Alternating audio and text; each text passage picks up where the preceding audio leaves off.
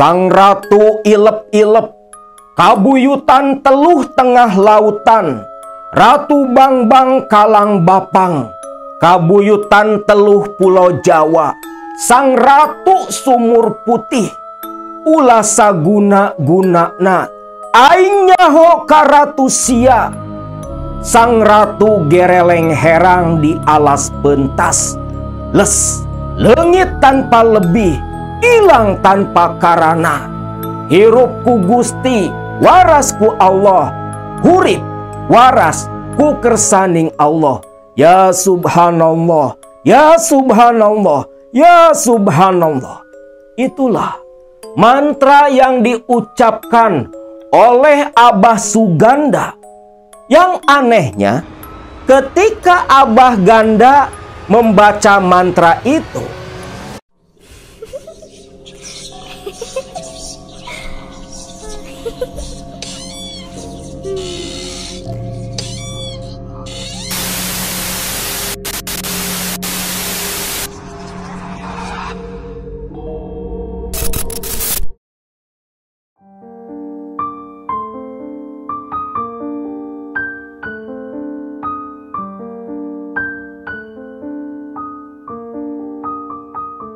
Assalamualaikum warahmatullahi wabarakatuh.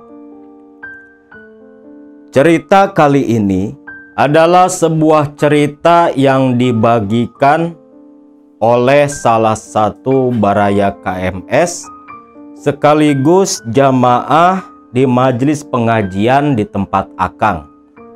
Awalnya bulan November 2023 silam, Akang melakukan perjalanan ruqyah ke daerah Sumatera, tepatnya di Lampung sana.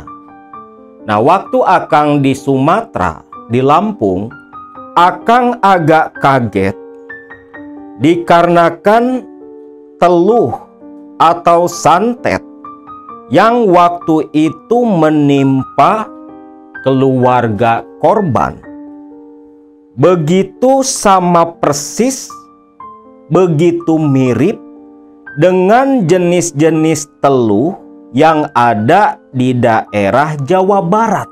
Akang kira mungkin dukun teluh yang ada di sana mungkin dulunya belajar di Pulau Jawa atau sejenisnya. Namun ternyata di tahun 2024, ketika Akang selepas selesai amaliyah dengan jamaah, saat itu Akang menceritakan tentang pengalaman waktu ruqyah di Lampung. Nah, salah satu jamaah, sebut saja namanya Mang Nandang, ketika mendengarkan cerita Akang perihal kesamaan teluh atau santet yang Akang tangani di Lampung sana, dia bilang, "Kang, itu bukan dukun teluhnya yang belajar ke kita." Lah, maksudnya apa? Itu sepertinya memang dukun teluh dari kita, Kang, dari Jawa Barat. Loh, bentar Mang, kok Mang Nandang bisa ngomong kayak gitu? Tanya Akang waktu itu. Lalu Mang Nandang pun cerita. Ternyata pada tahun 1970-an ada migrasi 2 bis penuh dengan dukun teluh dari daerah Taraju, Tasikmalaya. Dan itu terjadi ketika bapak dari Mang Nandang menjabat sebagai lurah di desa Taraju. Mendengar itu, Akang pun kaget. Lalu meminta Mang Nandang menceritakan kisah migrasinya dukun teluh dari Jawa Barat ke Lampung dengan sedetail mungkin. Mang Nandang pun sempat terdiam. Pandangannya seolah menerawang mengingat masa lalu.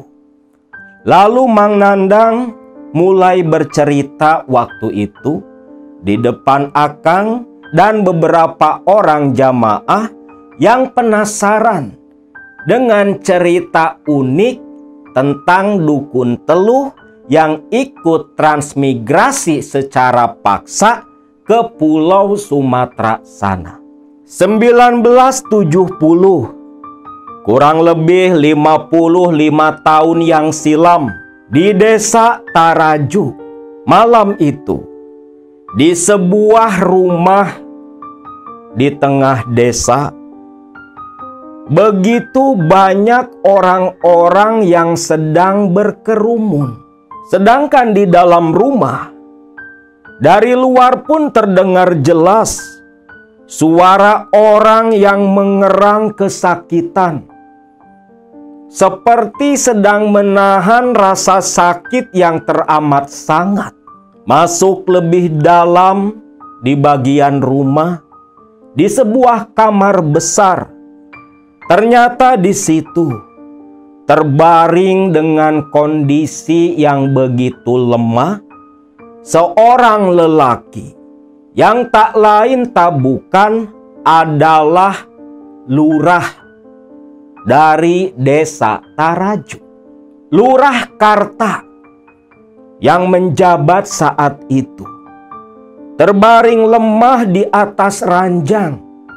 Namun ada yang aneh. Tubuh Lurah Karta yang sedang merintih-rintih kesakitan, tepat di bagian perutnya, terlihat begitu membengkak, buncit. Bukan buncit perutnya yang aneh, tetapi di permukaan perut Lurah Karta ada yang bergerak-gerak sebesar ukuran 2 jari tangan orang dewasa. Istri, anak, keluarga, dan para tetangga yang menyaksikan lurah mereka kesakitan begitu prihatin. Bahkan anaknya Lurah Karta, Mang Nandang yang masih kecil waktu itu, menangis di samping sang bapak. Khawatir melihat kondisi bapaknya yang begitu memprihatinkan. Di tengah orang-orang yang begitu khawatir, lalu salah satu keluarga dari Lurah Karta berkata, "Cek, si Akang kasihan, Cek. Ini penyakit si Akang, kayaknya bukan penyakit biasa, Cek." "Iya, Jang. Ece juga paham, tapi Ece teh bingung. Gimana cara ngobatin si Akang?" "Cek, gimana kalau kita panggil saja Abah Ganda? Ini bukan penyakit yang bisa diobati dokter, Cek. Kita coba aja ke Abah Ganda. Abah Ganda kan bisa ngobatin penyakit-penyakit yang aneh, Cek." "Astagfirullahaladzim. Kenapa Ece lupa? Ya udah, kamu berangkat sekarang juga, Lim. Berangkat, jemput Abah Ganda, bawa ke sini," ucap Ceromlah, istri Lurah Karta. Salim, adik bungsu dari Ceromlah, saat itu juga langsung keluar, bergegas pergi menuju ke rumah Abah Ganda. Di perjalanan, Salim yang mengendarai motor milik kakak iparnya itu membawa motor begitu cukup kencang di jalanan desa yang belum terkena lapisan aspal. Yang dia tuju adalah rumah Abah Ganda. Cukup jauh memang dari rumah Lurah Karta, tapi mau bagaimana lagi? Walau sudah tengah malam, hanya Abah Ganda lah yang menjadi harapan Salim dan keluarga. Salim membawa motor masuk ke jalanan kecil, jalanan tanah. Jalan memotong menuju rumah Abah Ganda di ujung desa Taraju. Namun ketika di perjalanan, karena jalan yang dia gunakan adalah jalan yang melewati dan menerobos kebun-kebun warga, begitu gelap tak ada penerangan. Di tengah jalan, di antara kebun-kebun warga itu, ketika Salim sedang fokus mengendarai sepeda motor, tiba-tiba saja Salim terkaget karena ada sambaran kelelawar yang begitu besar. Sampai Salim ngerem mendadak, hampir terjatuh dari motornya. Astagfirullahaladzim, itu kalong apa? Ucap Salim. Karena kalong yang Salim lihat hampir sebesar 2 telapak tangan manusia. Kelelawar itu tak menjambar cuma 1 kali saja. Kembali terbang menukik ke arah Salim. Secepatnya Salim pun menghindar. Dirasa ada yang aneh dengan kelelawar itu. Salim pun buru-buru pergi dari lokasi tempat dia berhenti. Sepanjang jalan, selepas disambar oleh kelelawar besar, Salim entah kenapa jadi muncul rasa takut yang begitu besar. Sepanjang jalan seolah seperti ada sosok yang mengintip dan mengikuti. Salim pun tak henti-henti berdoa. Berdoa terus-menerus dalam hati sampai akhirnya tibalah di depan sebuah rumah panggung yang tak lain adalah rumah Abah Ganda. Masuk ke halaman rumah, Salim langsung menepikan sepeda motor itu. Lalu dia pun mengetuk pintu memanggil pemilik rumah. Assalamualaikum, Abah, Abah, teriak Salim dari luar. Tak lama dari dalam pun ada yang setengah lari membuka pintu. Ketika pintu dibuka, Nini Uti, istri Abah Ganda, yang membuka pintu rumahnya. Loh, Nik, si Abah mana nih? Jang Salim, ada apa nyari si Abah? Mana si Abah nih? Penting, ini penting. Si Abah mah nggak ada di rumah. Tadi habis maghrib teh ada yang jemput. Aduh, kemana? Kemana si Abah nih? Ke rumahnya si Ujang. Si Ujang? Ujang mana nih? Itu istri si Nani yang rumahnya deket pos kamling. Astagfirullah. Ya udah tuh nih, saya ke sana dulu, ucap Salim. Nini Uti pun hanya mengangguk saja.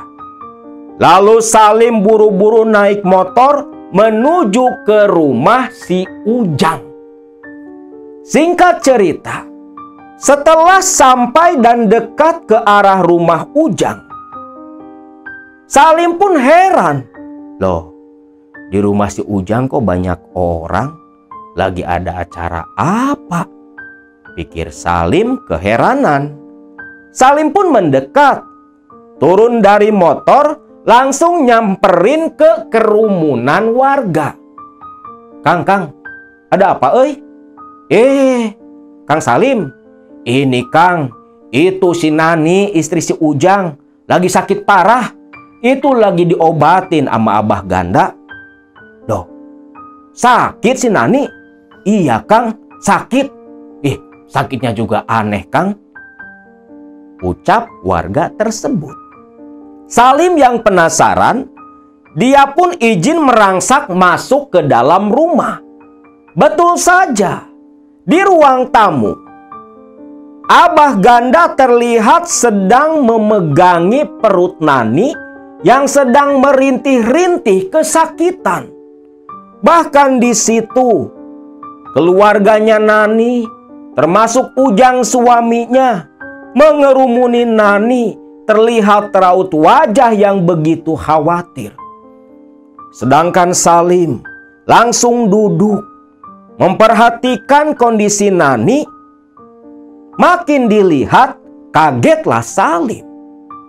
Astagfirullahaladzim, aneh. Kok kondisi si Nani mirip seperti Kang Karta?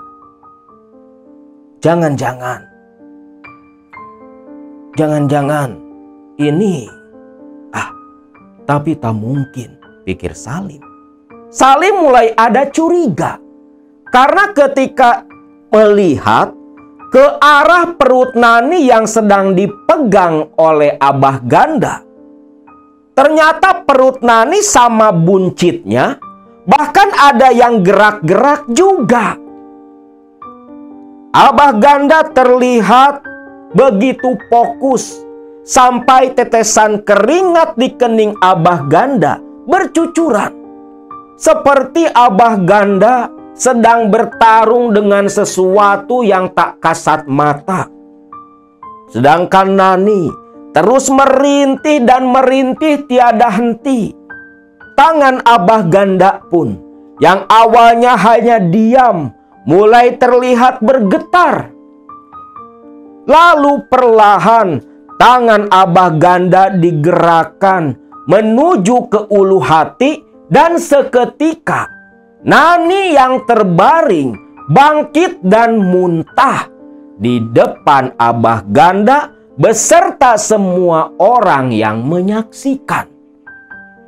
Ketika Nani muntah itulah orang-orang pun ikut beristighfar bersama-sama. Bahkan sampai ada yang memalingkan muka melihat muntahan Nani yang berupa belatung mati beserta seekor lintah. Alhamdulillah. Ujang, lihat, ini istri kamu si Nani kena kiriman teluh. Tapi mudah-mudahan saja selepas ini keluar, Nani bisa pulih kembali seperti biasa. Ujang yang sedang menangis pun menghentikan tangisannya dengan terseduh-seduh berterima kasih kepada Abah Ganda. Selepas itu, Abah Ganda meminta air putih yang langsung dia doakan, lalu dibalurkan ke perut Nani. Sisanya disuruh diminum dan Nani pun dipindahkan ke dalam kamar. Orang-orang di luar rumah semua pun membicarakan perihal itu. Salim pun mendengar celetukan orang-orang dari luar rumah. Wah, gak salah lagi ini mah, ini pasti gara-gara ribut-ribut 2 minggu lalu. Ini pasti kiriman dari Kitarja. Kitarja? Salim pun sampai berhenti terdiam. Dia baru ngeh. Memang 2 minggu lalu. Dia yang memang bekerja di desa juga. Sebagai salah satu staf di sana, bawahan langsung dari sang kakak. Ikut turun ke lapangan ketika menangani masalah sengketa batas tanah antara Ujang dengan Kitarja. Tapi Salim belum berani memastikan. Selepas melihat Abah Ganda yang tadi sempat menuju kamar mandi keluar dari rumah, masuk kembali ke dalam, Salim pun buru-buru menemui Abah Ganda. Abah, sehat Abah? Alhamdulillah Jang Salim. Ada apa Ujang? Bah, saya sengaja ke sini. Tadi saya sempat ke rumah, tapi katanya Abah lagi di rumah si Ujang. Ada apa Jang Salim? Itu bah, Kang Karta teh lagi sakit bah. Astagfirullahaladzim. Sakit apa atuh Pak Lurah? Gak tahu bah, pokoknya sakitnya aneh.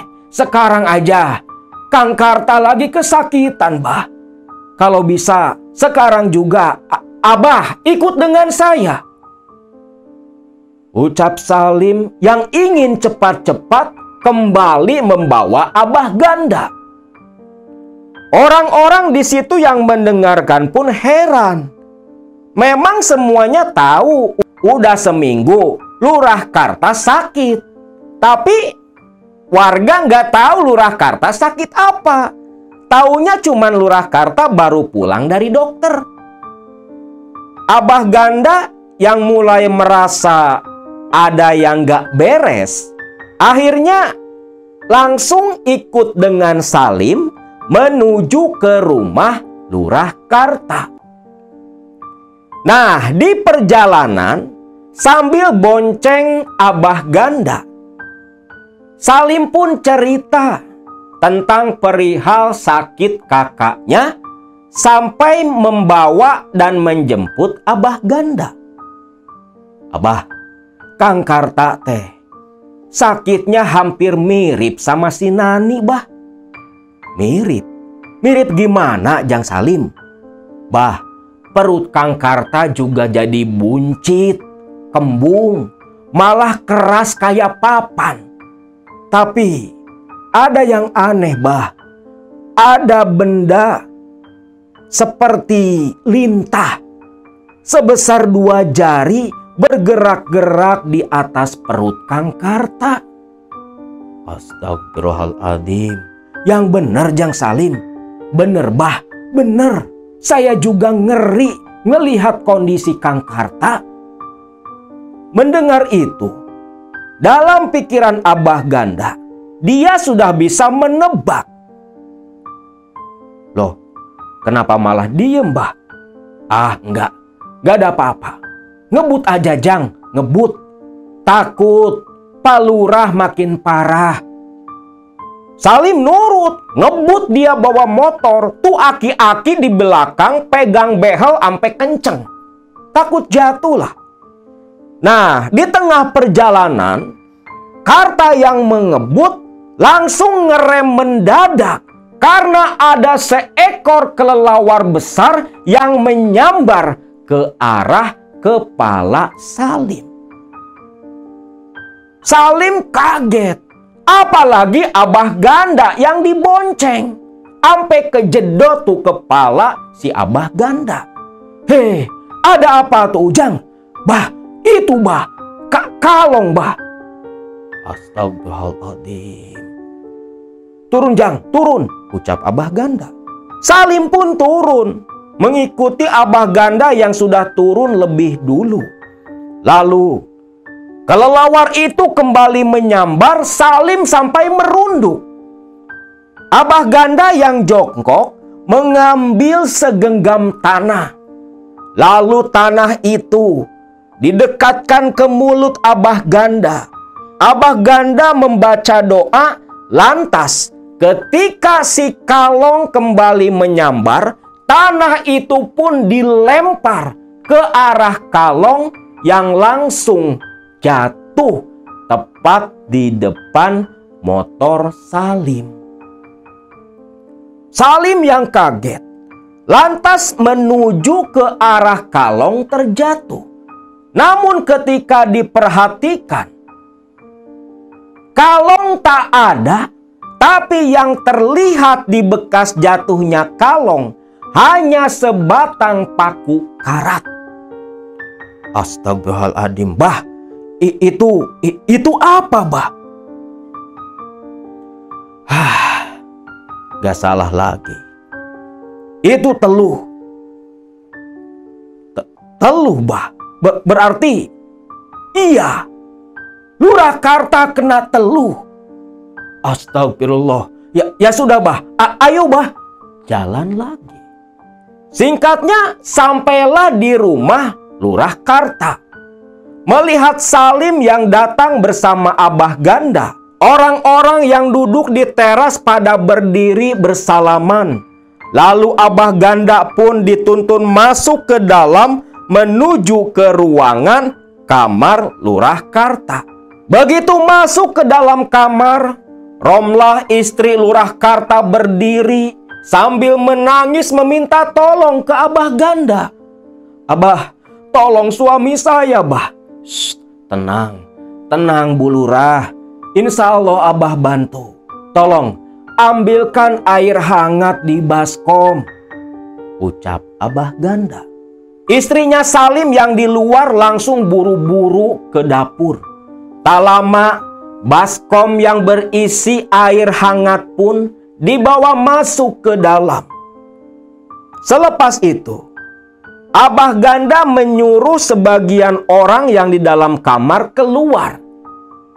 Abah Ganda lantas duduk di samping ranjang Juragan Karta yang sedang mengerang kesakitan. Telapak tangan Abah Ganda pun diletakkan di atas permukaan air baskom. Lalu Abah Ganda membasuhkan air itu ke perut Lurah Karta, tepat di bagian makhluk yang bergerak-gerak sebesar 2 jari orang dewasa. Selepas itu, orang-orang yang di dalam kamar yang hanya berdiri, mereka semua memperhatikan ketika telapak tangan Abah Ganda yang sudah basah dengan air hangat diletakkan di atas perut Lurah Karta. Lalu Abah Ganda mulai membaca sebuah mantra. "Sang Ratu ilep-ilep, kabuyutan teluh tengah lautan, Ratu Bangbang kalang bapang, kabuyutan teluh pulau Jawa, Sang Ratu sumur putih, ulah saguna-gunana, aing nyaho ka Ratu sia, Sang Ratu gereleng herang di alas pentas, les leungit tanpa lebih, ilang tanpa karana, hirup ku Gusti, waras ku Allah, hurip waras ku kersaning Allah, ya subhanallah, ya subhanallah, ya subhanallah." Itulah mantra yang diucapkan oleh Abah Suganda. Yang anehnya, ketika Abah Ganda membaca mantra itu, gerakan di atas permukaan perut Lurah Karta semakin hebat dan menjadi-jadi. Dan telapak tangan Abah Ganda terus mengejar dan mengikuti makhluk itu sampai dipegang erat-erat di jari di genggaman Abah Ganda. Sedangkan Lurah Karta, sepanjang Abah Ganda membaca mantra, ilmu jampe yang dia punya terus meringis kesakitan, keringat mengucur deras, tak henti-hentinya mengerang. Cukup lama Abah Ganda mengulang-ulang mantra yang sama sampai Abah Ganda melakukan gerakan seperti menarik benda yang ada dalam genggaman di atas perut Lurah Karta. Begitu ditarik, Lurah Karta menjerit, langsung terdiam, sedangkan Abah Ganda dengan tangan yang gemetar, makhluk atau benda yang ada dalam genggaman dia masukkan ke dalam air hangat di baskom.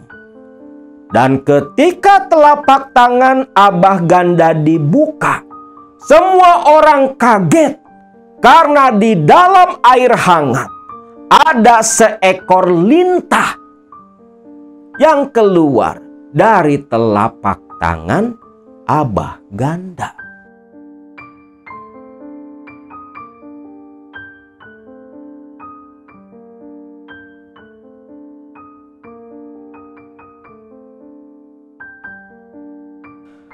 Selepas itu, Abah Ganda mengucap hamdalah, bersyukur makhluk yang ada di perut Lurah Karta berhasil dikeluarkan.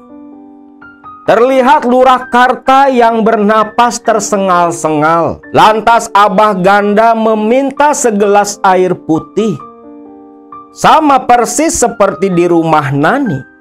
Air putih didoakan lalu diminumkan kepada Lurah Karta. Selepas meminum air doa, Lurah Karta terlihat mukanya yang tadi begitu pucat sudah mulai kemerahan. Pertanda sudah agak baikan. Nah, sekarang biarkan Pak Lurah istirahat. Abah juga capek, mau istirahat dulu. Kalau ada, Abah minta kopi hitam. Iya, Bah, ucap Romlah yang senang melihat sang suami sudah tertolong. Lantas Abah Ganda keluar duduk di ruang tamu ditemani Salim dan keluarganya. Nah, di tengah istirahatnya Abah Ganda, tiba-tiba saja dari dalam kamar Lurah Karta terdengar Lurah Karta yang berbicara dengan Romlah. Keluarlah Lurah Karta dipapah istrinya.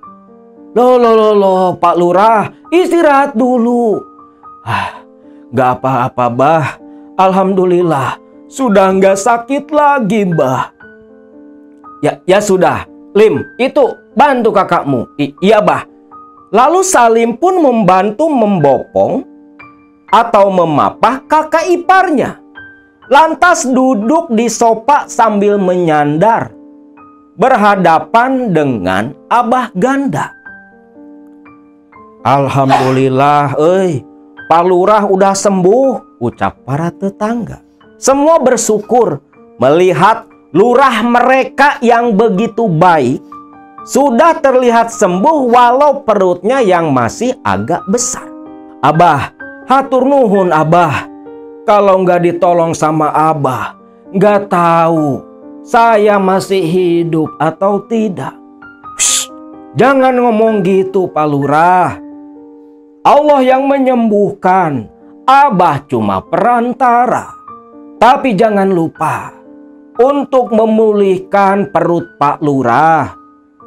Mulai besok, Pak Lurah harus minum air kelapa muda dicampur dengan kuning telur ayam kampung.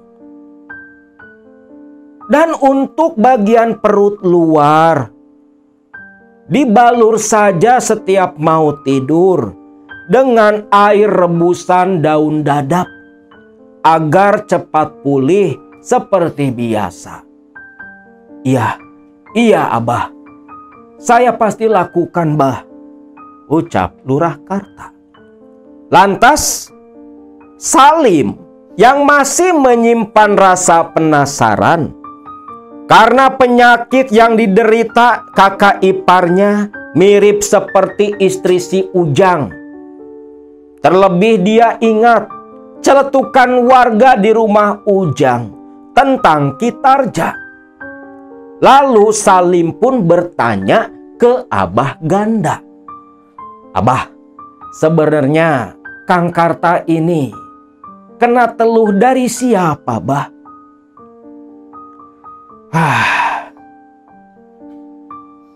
Teluh yang menyerang Pak Lurah. Sebenarnya pelakunya itu sama dengan yang mengirim teluh ke si Nani, istri si Ujang. Ada orang yang Abah curiga. Namun Abah ingin memastikan dulu.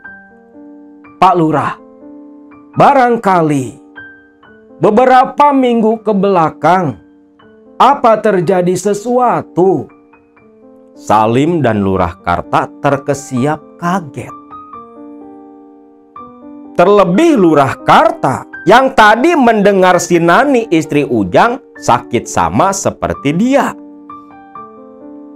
Memang bah, ada sesuatu masalah sekitar 2 minggu lalu. Masalah apa, Pak Lurah? Tanya Ganda ingin memastikan. Lalu Karta pun mulai bercerita. Di mana 2 minggu yang lalu, waktu itu, hari Kamis, Karta ngantor di balai desa. Nah, waktu itu sekitar jam 11 siang, di tengah Karta yang sedang memilah-milah laporan yang akan dia antar ke kecamatan. Waktu itu, dari luar ada ketukan di pintu ruangannya. "Masuk!" teriak Lurah Karta. Masuklah ke dalam si Salim, adik iparnya sekaligus staf perangkat desa. "Ada apa, Lim?" "Aduh, ini Kang, ada si Ujang." "Si Ujang? Ujang siapa?" "Si Ujang, Kang. Itu loh, yang rumahnya deket pos kamling." "Oh, si Ujang. Ada apa?" "Dia ngadu." "Ngadu? Ngadu apa?" "Masalah sengketa tanah, Kang." "Sengketa tanah? Ya sudah, panggil, suruh masuk ke sini," ucap Lurah Karta. Salim pun keluar dan masuk kembali bersama Ujang.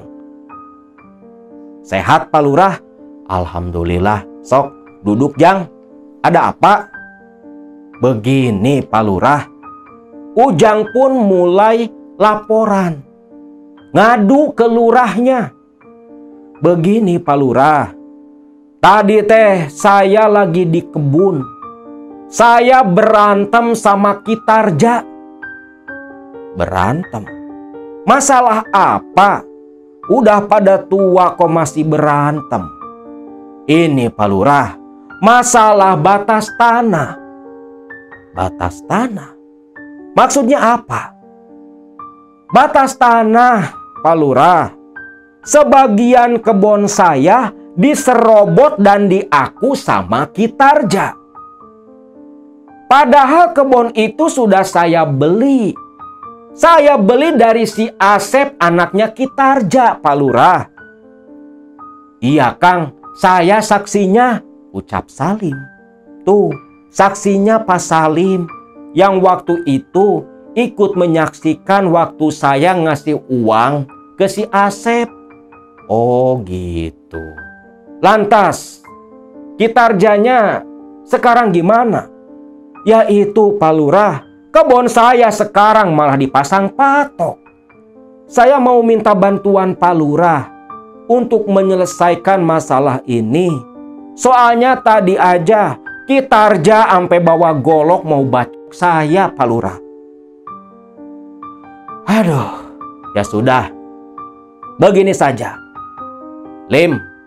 Besok kamu bawa mantri ukur. Bawa ukuran meteran sekalian. Sekaligus berkas surat-surat kepemilikan tanah yang lagi disengketakan. Besok kita ke sana bareng-bareng. Bawa juga Kitarja.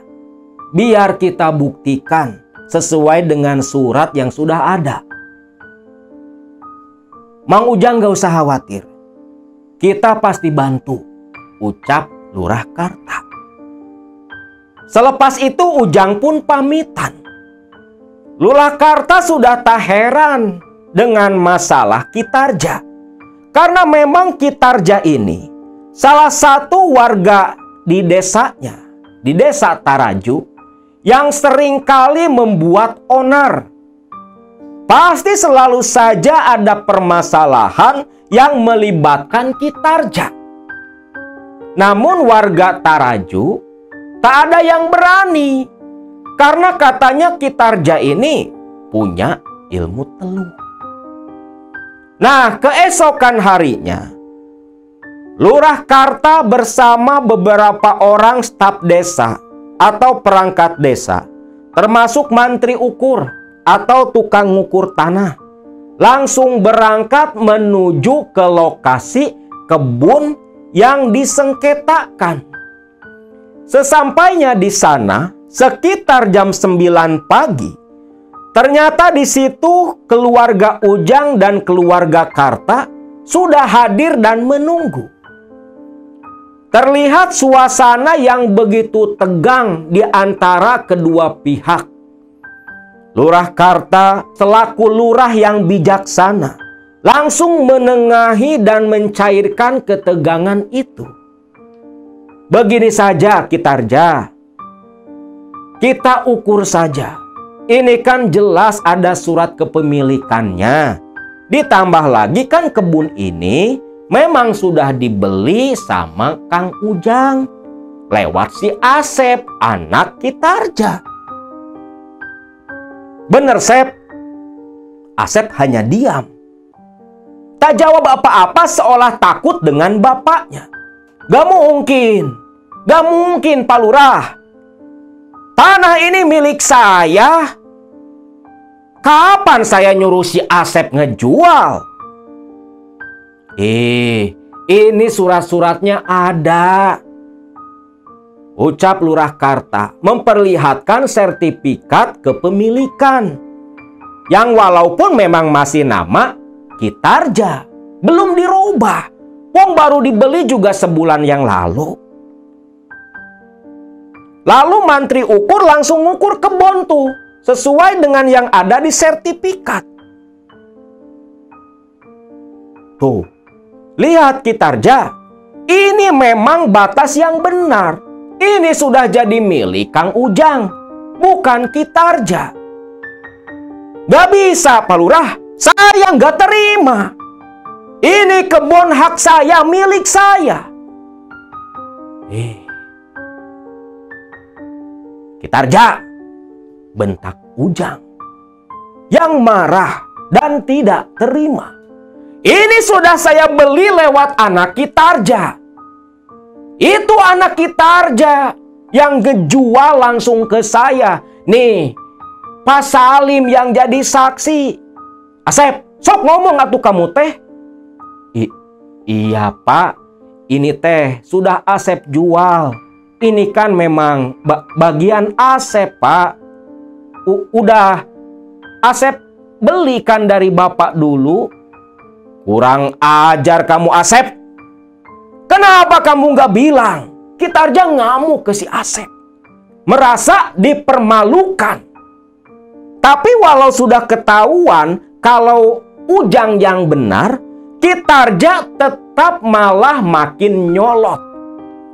Makin ngamuk. Nunjuk-nunjuk Lurah Karta dan semua perangkat desa yang hadir.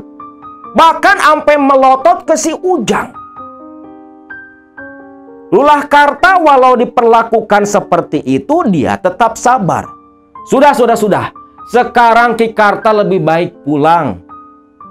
Jangan mempermalukan diri sendiri, Ki. Ini sudah milik orang lain. Sudahlah, jangan lagi dilanjutkan. Ucap Lurah Karta. Namun, Kitarja yang langsung diam waktu itu malah melotot dengan pandangan yang begitu penuh amarah ke arah Lurah Karta.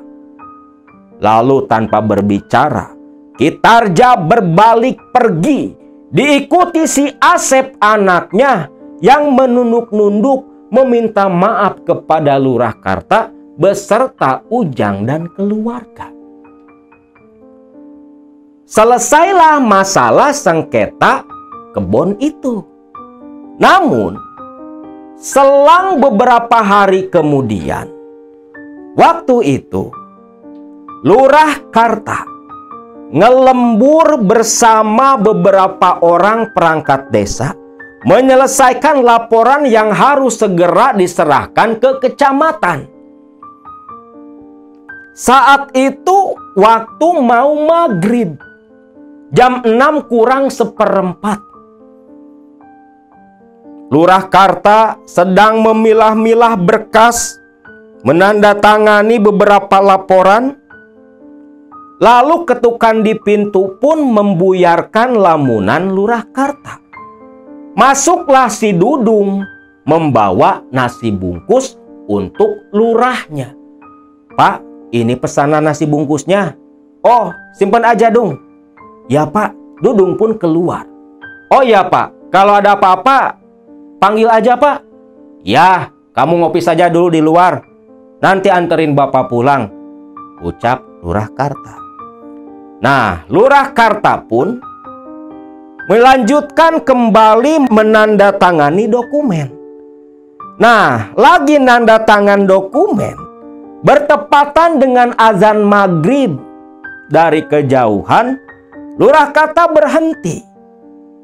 Diam sejenak menunggu azan selesai. Namun selepas adzan selesai, loh, kok jadi mual gini? Pikir Lurah Karta. Lurah Karta langsung terserang mual. Tenggorokan terasa asam. Waduh, ini asam lambung kayaknya kambuh, pikir Lurah Karta. Lurah Karta pun berdiri, berniat mau ke kamar mandi karena rasa mual yang sudah tidak tertahan lagi.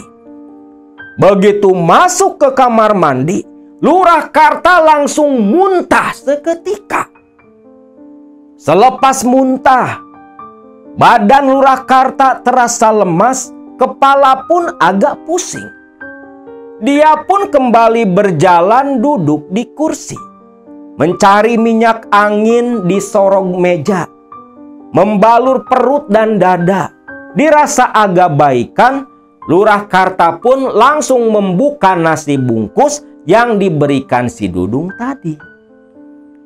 Ketika nasi bungkus dibuka, dengan sendok yang ada, Lurah Karta pun mulai makan.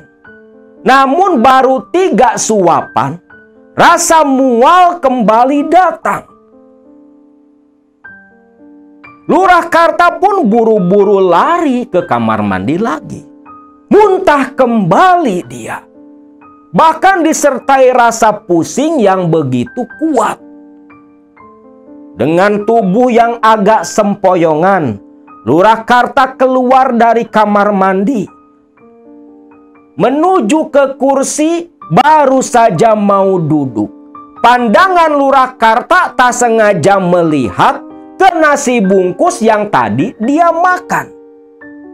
Ketika melihat nasi di atas piring, astagfirullahaladzim, Dudung, teriak Lurah Karta. Nasi yang di atas piring yang tadi beberapa suap dimakan berubah menjadi kumpulan belatung yang bergerak-gerak begitu menjijikan. Dudung di luar langsung berlari masuk ke dalam ruangan. Ada apa Pak? Dung, itu Dung. Astagfirullahaladzim, Pak. Kok jadi belatung Pak? Dung, buang Dung, buang, ucap Lurah Karta yang kaget dan ketakutan. Lantas dengan tangan gemetar, Dudung pun membawa piring berisikan belatung yang tadi nasi bungkus. Lalu buru-buru lari keluar, dilempar ke tong sampah. Lantas Dudung kembali berlari masuk ke dalam, menuju ke ruangan Lurah Karta. Terlihat Lurah Karta mukanya begitu pucat kepayahan, mengeluh kepalanya begitu sakit. Lantas Dudung pun memapah Lurah Karta, dibonceng langsung diantar pulang. Sesampainya di rumah, Lurah Karta langsung masuk ke dalam kamar beristirahat. Dikerokin ama Romlah istrinya. Lurah Karta pun tertidur lelap. Namun keesokan paginya, ketika terbangun, Lurah Karta sakit. Badannya begitu panas, perut terasa perih. Romlah pun istrinya begitu khawatir melihat kondisi sang suami yang tiba-tiba sakit mendadak seperti itu. Hari itu Lurah Karta pun absen tak ngantor ke balai desa. Siang harinya diantar oleh Salim, adiknya, berobat ke dokter umum di daerah sana. Dokter cuman bilang Karta mahnya kambuh. Namun, walau sudah berobat, tetap saja Lurah Karta tak kunjung sembuh juga. Yang ada perutnya malah semakin kesakitan, seperti diiris-iris dari dalam. Lalu malam harinya, ketika Lurah Karta yang sedang menyandar di ranjang menunggu sang istri membawa air hangat untuk minum, tiba-tiba saja dari arah ruang tamu ada sesuatu yang masuk terbang melesat ke dalam kamar Lurah Karta. Lurah Karta yang kaget melihat ada seekor kumbang tanduk yang begitu besar, hampir sebesar telapak tangan, terbang memutar di atas ranjang Lurah Karta. Lurah Karta yang kaget pun berteriak. Romlah lari masuk ke dalam kamar. Namun kumbang tanduk yang tadinya sebesar telapak tangan tiba-tiba mengecil seperti kumbang biasa, langsung jatuh tepat di atas perut Lurah Karta. Romlah yang kaget pun refleks langsung menyingkirkan kumbang tanduk di perut sang suami.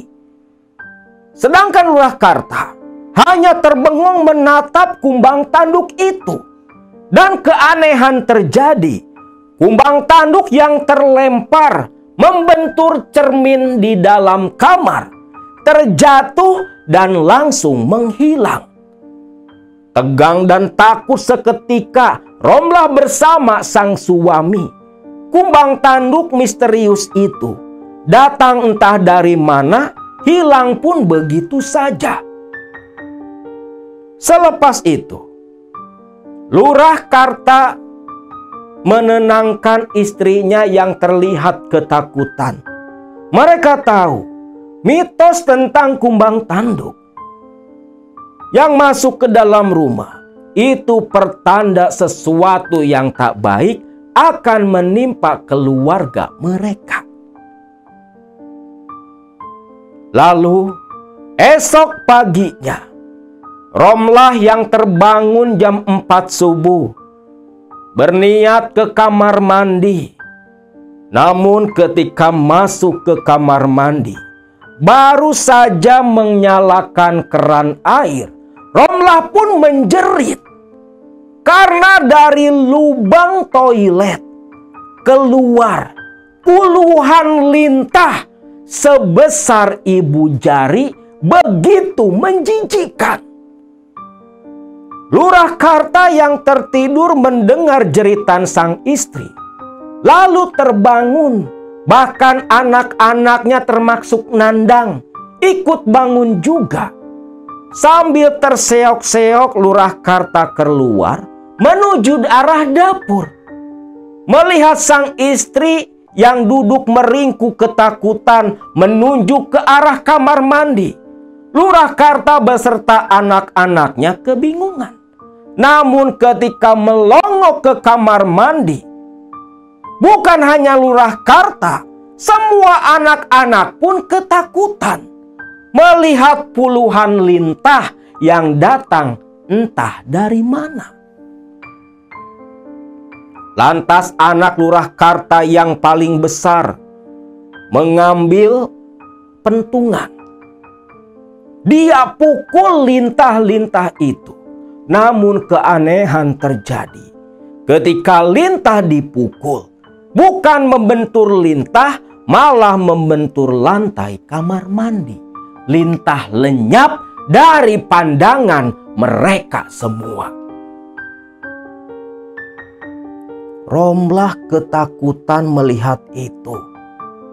Lalu ketika hari sudah mulai terang, Romlah pun menyuluh anak pertamanya untuk memanggilkan Salim datang ke rumah. Jam 10 Salim pun datang. Lalu Lurah Karta beserta Romlah menceritakan apa yang terjadi.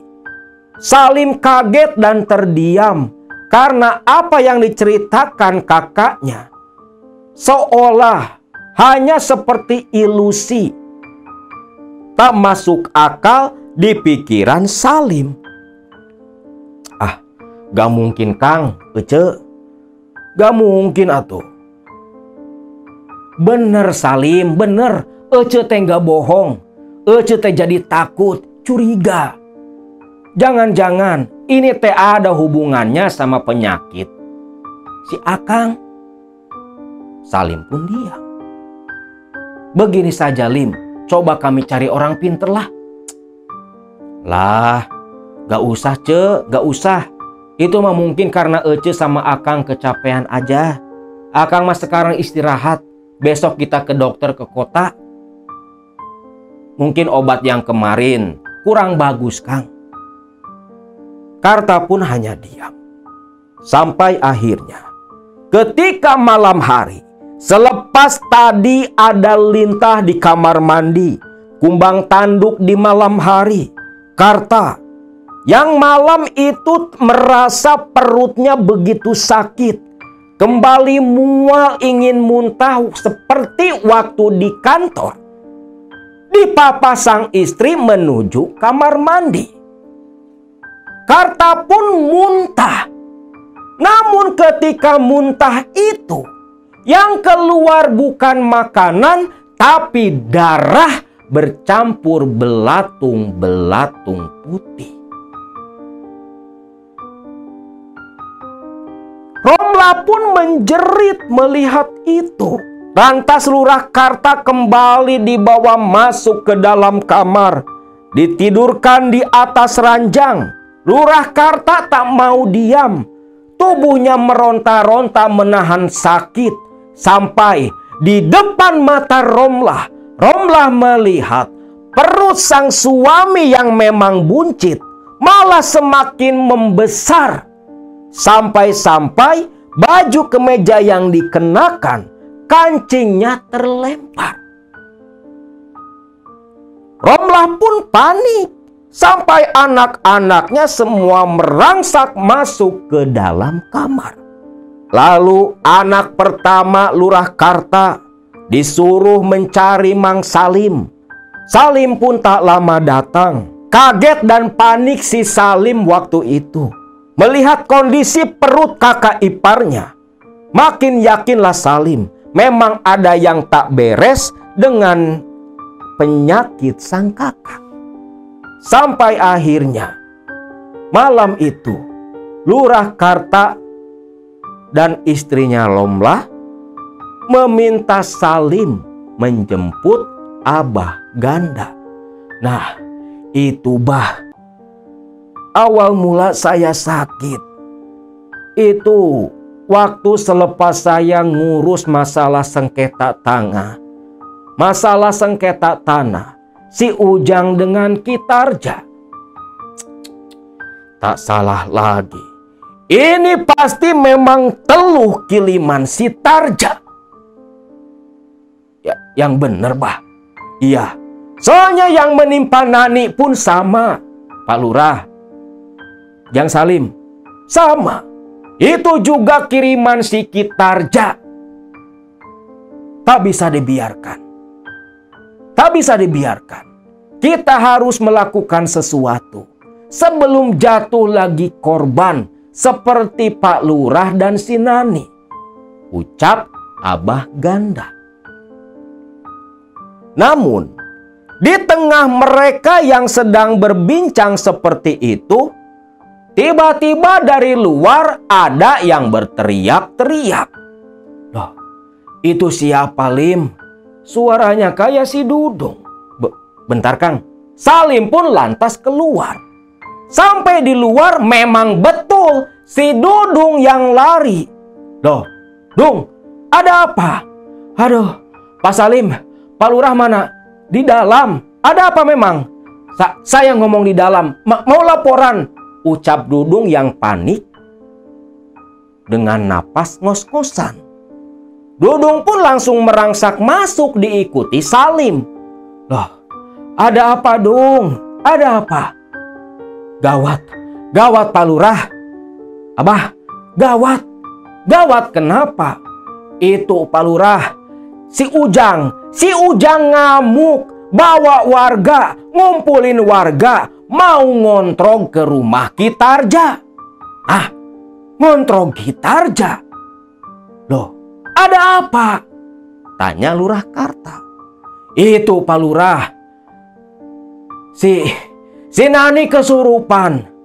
Yang masuk ke tubuhnya bilang kalau yang ngirim teluh itu, yang ngutus dia ngeganggu si Nani, itu si Kitarja Pak Lurah, Kitarja. Kurang ajar, ucap Abah Ganda. Bagaimana nih Pak Lurah? Saya takut warga anarkis main hakim sendiri. Ya sudah, Lim, kamu buru-buru ke sana sama yang lain. Redam amarah warga. Kamu Dung, antar bapak ke sana. Tapi Pak, bapak kan masih sakit. Sudah, tak apa-apa. Bapak sudah agak mendingan, ucap Lurah Karta.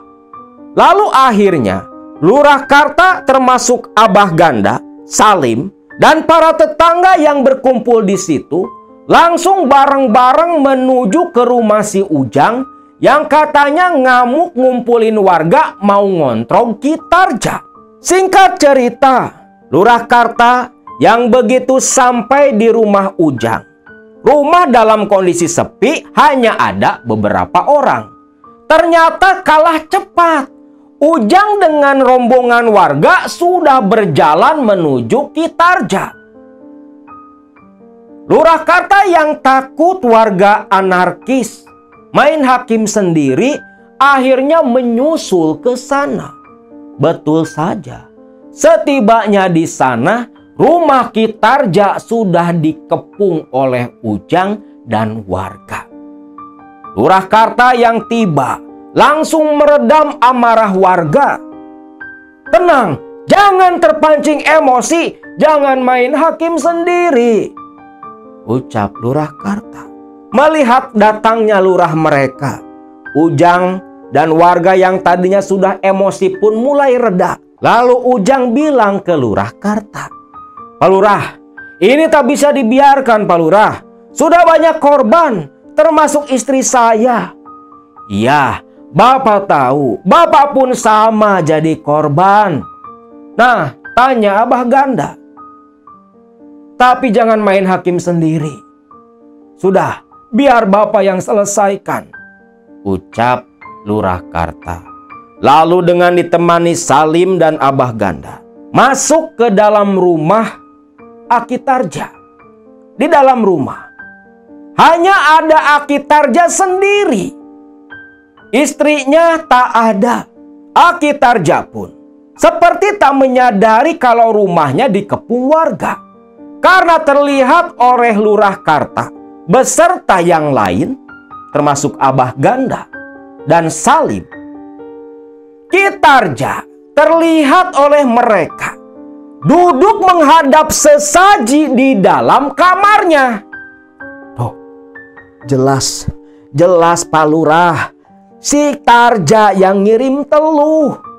Lalu Lurah Karta pun hanya diam dan menyerahkan itu semua kepada Salim dan Abah Ganda.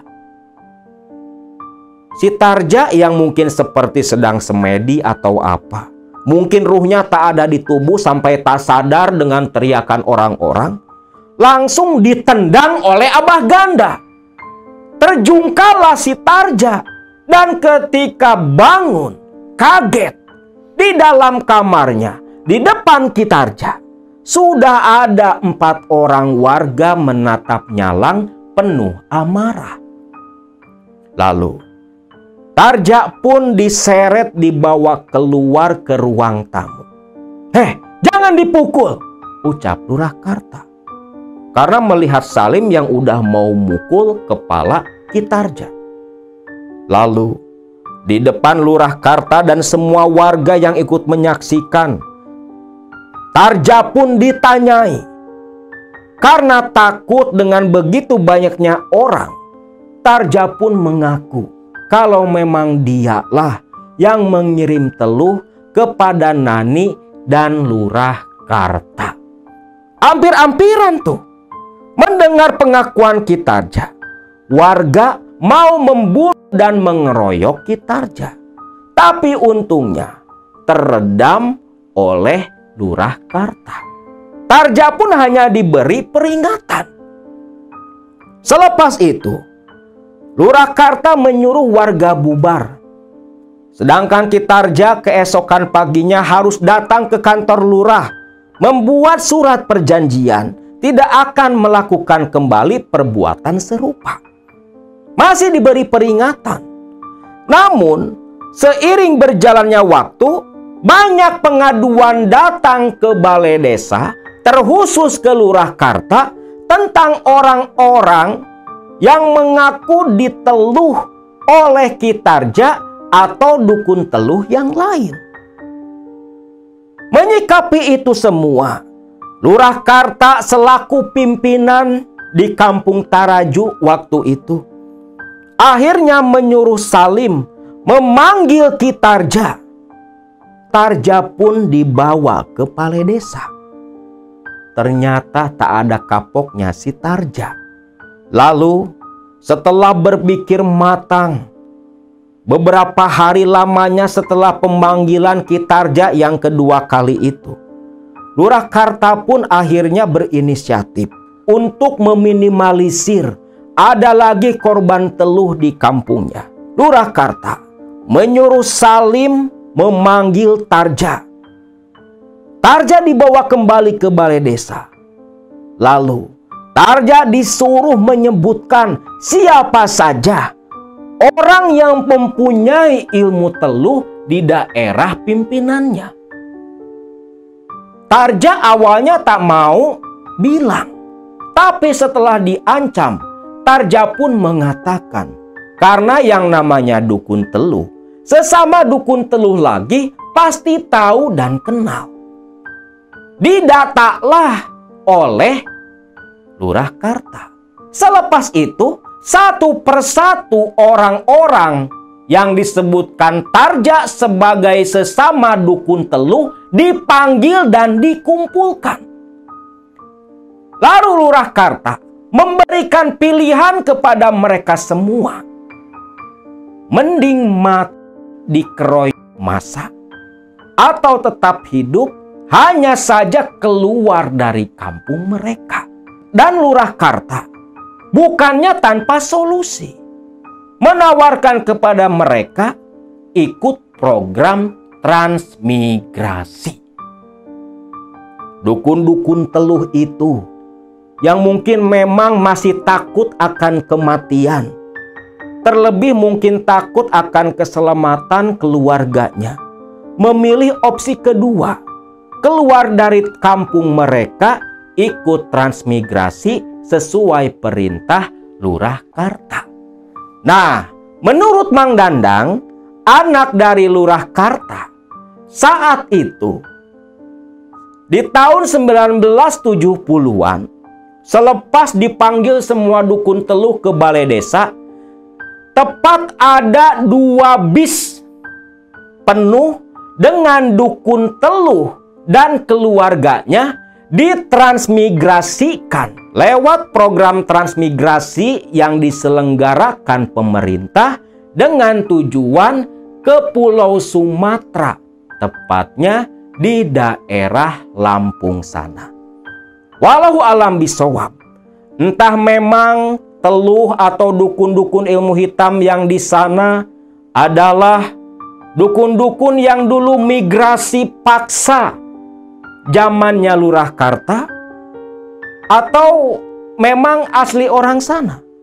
Wallahu alam bisawab. Tapi itulah sebuah kisah nyata di masa lalu yang tentunya cuman bisa kalian dengar di channel ini. cerita yang begitu unik. Dukun-dukun teluh yang migrasi paksa ke Pulau Sumatera sana.